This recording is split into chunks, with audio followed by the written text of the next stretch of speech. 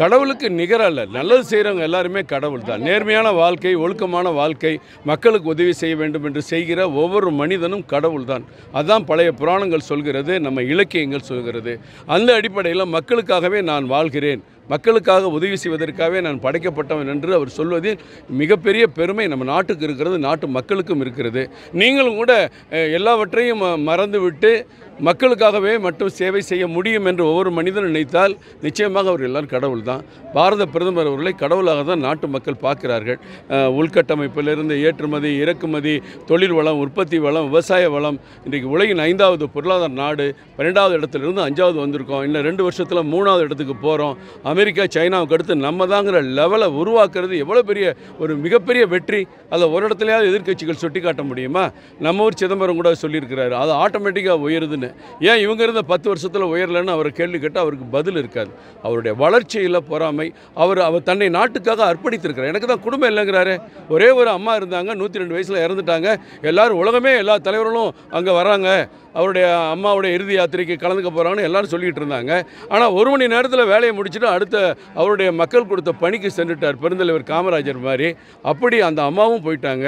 இன்றைக்கி அவர் குடும்பம் கிடையாது, இந்த நாட்டு மக்கள் தான் அவர் குடும்பங்கிறத பலமுறை சுட்டி காட்டியிருக்கிறாரு. இந்த நாடு தான் அவருக்கு தெய்வம், கடவுள். அதே மாதிரி அவரும் ஒரு தெய்வம் மாதிரி இன்றைக்கி வேலை செய்கிறார். கடவுளுக்கு நிகரா இல்ல. நல்லது செய்கிறவங்க எல்லாருமே கடவுள் தான். நேர்மையான வாழ்க்கை, ஒழுக்கமான வாழ்க்கை, மக்களுக்கு உதவி செய்ய வேண்டும் என்று செய்கிற ஒவ்வொரு மனிதனும் கடவுள் தான். அதான் பழைய புராணங்கள் சொல்கிறது, நம்ம இலக்கியங்கள் சொல்கிறது. அந்த அடிப்படையில் மக்களுக்காகவே நான் வாழ்கிறேன், மக்களுக்காக உதவி செய்வதற்காகவே நான் படைக்கப்பட்டவன் என்று அவர் சொல்வதில் மிகப்பெரிய பெருமை நம்ம நாட்டுக்கு இருக்கிறது, நாட்டு மக்களுக்கும் இருக்கிறது. நீங்களும் கூட எல்லாவற்றையும் மறந்துவிட்டு மக்களுக்காகவே மட்டும் சேவை செய்ய முடியும் என்று ஒவ்வொரு மனிதனும் நினைத்தால் நிச்சயமாக அவர் எல்லாரும் கடவுள் தான். பாரத பிரதமர் அவர்களை கடவுளாக தான் நாட்டு மக்கள் பார்க்கிறார்கள்.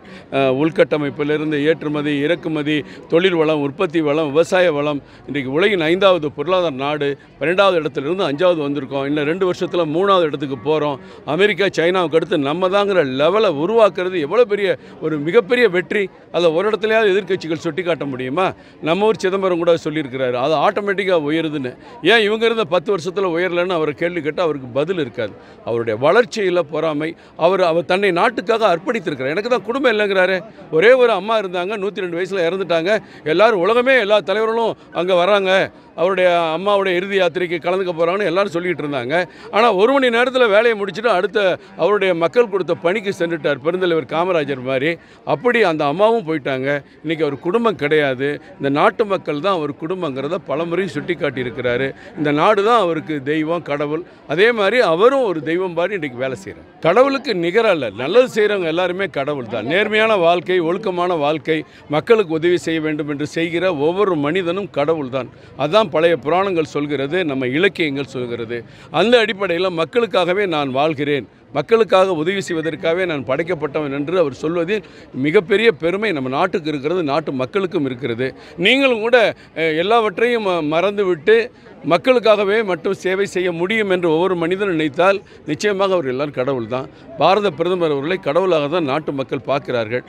உள்கட்டமைப்பிலிருந்து ஏற்றுமதி, இறக்குமதி, தொழில் வளம், உற்பத்தி வளம், விவசாய வளம், இன்றைக்கு உலகின் 5வது பொருளாதார நாடு, 12வது இடத்துலேருந்து 5வது வந்திருக்கோம். இன்னும் 2 வருஷத்தில் 3வது இடத்துக்கு போகிறோம். அமெரிக்கா, சைனாவுக்கு அடுத்து நம்ம தாங்கிற லெவலை உருவாக்குறது எவ்வளோ பெரிய ஒரு மிகப்பெரிய வெற்றி. அதில் ஒரு இடத்துலையாவது எதிர்க்கட்சிகள் சுட்டி காட்ட முடியுமா? நம்ம ஊர் சிதம்பரம் கூட சொல்லியிருக்கிறாரு, அது ஆட்டோமேட்டிக்காக உயருதுன்னு. ஏன் இவங்க இருந்த 10 வருஷத்தில் உயரலைன்னு அவரை கேள்வி கேட்டால் அவருக்கு பதில் இருக்காது.